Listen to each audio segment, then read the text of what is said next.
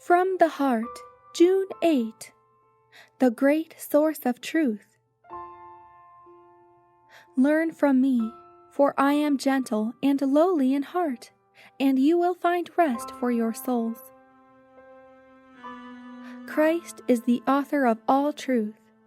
Every brilliant conception, every thought of wisdom, every human capacity and talent is the gift of Christ. He borrowed no new ideas from humanity, for he originated all. But when he came to earth, he found the bright gems of truth which he had entrusted to the human race, all buried up in superstition and tradition. Truths of most vital importance were placed in the framework of error, to serve the purpose of the arch-deceiver. Human opinions, the most popular sentiments of the people, were glossed over with the appearance of truth, and were presented as the genuine gems of heaven, worthy of attention and reverence. But Christ swept away erroneous theories of every grade. No one save the world's Redeemer had power to present the truth in its primitive purity, divested of the error that Satan had accumulated to hide its heavenly beauty.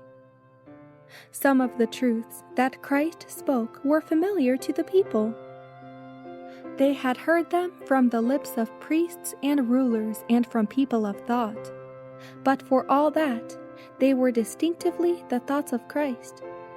He had given them to people in trust, to be communicated to the world.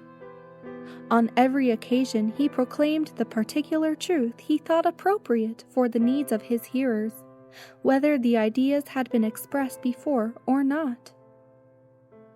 The work of Christ was to take the truth of which the people were in want, and separate it from error, and present it free from the superstitions of the world, that the people might accept it on its own intrinsic and eternal merit.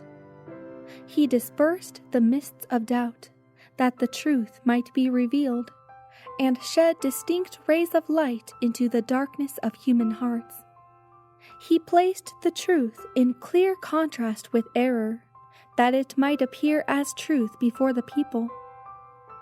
But how few appreciate the value of the work that Christ was doing!